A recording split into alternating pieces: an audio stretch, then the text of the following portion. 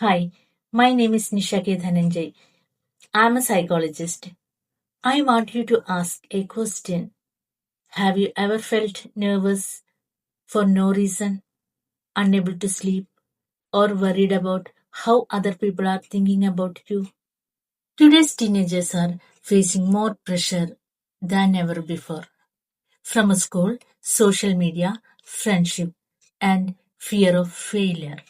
When stress becomes constant, it slowly turns into anxiety. Why it is increasing and how psychology explains it. Welcome to this explainer. Today we are diving right into a defining psychological crisis of our current generation, teen anxiety. It is surging all over the world, and psychologists are working urgently to figure out exactly why. So, we are gonna map out what is actually happening in the minds and bodies of teenagers right now, looking at everything from biology to our modern environment. Let's get into it. First, I want you to picture something for second. Imagine waking up every single day and immediately your heart is just racing. Before you even roll out bed, your mind is already completely flooded with worry. You stressing about school, social media, your friends, what your family expects of you, and oh yeah, your entire future. A lot of people look at this and ask, well, is that normal stress? Is this just the standard growing pains we all have to go through? The answer to that is a definitive no. It's anxiety. For so many teenagers experiencing these incredibly intense, overwhelming feelings, it goes far, far beyond normal day stress. It's a visceral reality that fundamentally alters how they experience the world around them. Section 1. The reality of teens' anxiety.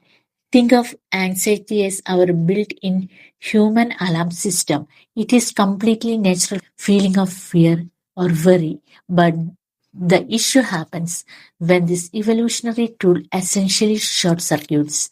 When that threshold get crossed, it stops being a helpful alarm and becomes a constant exhausting state of existence.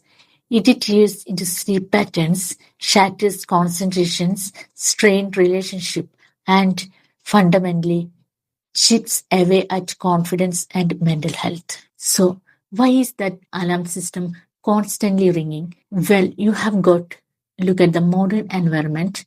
We aren't just talking being nervous for a math test here. We are looking at compounding 24/7 psychological load. We have got intense academic stress, the endless trap of social media comparison, a paralyzing fear of failure, profound loneliness, even when teens supposedly super connected online along with bullying and really heavy family expectations, these pressure just stack up, leaving literally zero room to decompress. Section 2. The developing teen brain. Now, this right here is one of the absolutely crucial concepts to grasp. There is a literal biological imbalance happening in the developing teen brain. The emotional central it develops way faster than the decision making prefrontal cortex. That means teenagers are biologically wired to feeling emotions at maximum volume. Meanwhile, the neural hardware they actually need to process logic and regulate all the stress is quite literally still under construction. Section 3. Spotting the hidden signs. You know, anxiety doesn't working exactly the same from person to person, and it's definitely not just a mental struggle. Emotionally, sure, a teen might become super quiet and isolated, overthink constantly, fear social situations, or completely lose focus. But it is manifest physically too. We are thinking about a fast heartbeat and sweating, chronic difficulty sleeping, intense headache or stomach pain, and even full blown panic attacks. The body keeps the score just as much as the mind does. But here is the real tragedy. With all those symptoms, you might never even see them. A lot of teenagers actively mask or hide their anxiety.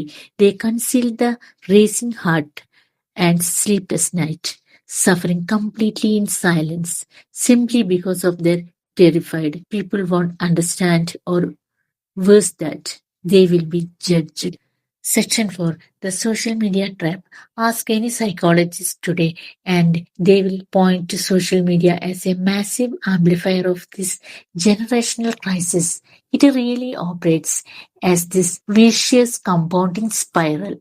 It starts innocently enough with phone usage, but rapidly spirals into constant comparison against those perfectly curated, filtered lives. This is an escapable social comparison directly spikes stress level and ultimately lands the teenagers right into full-blown anxiety. Let's step back from the data for a second. This cycle creates internal monologue. Things like, I am not good enough, everyone else is happier, I absolutely must be perfect.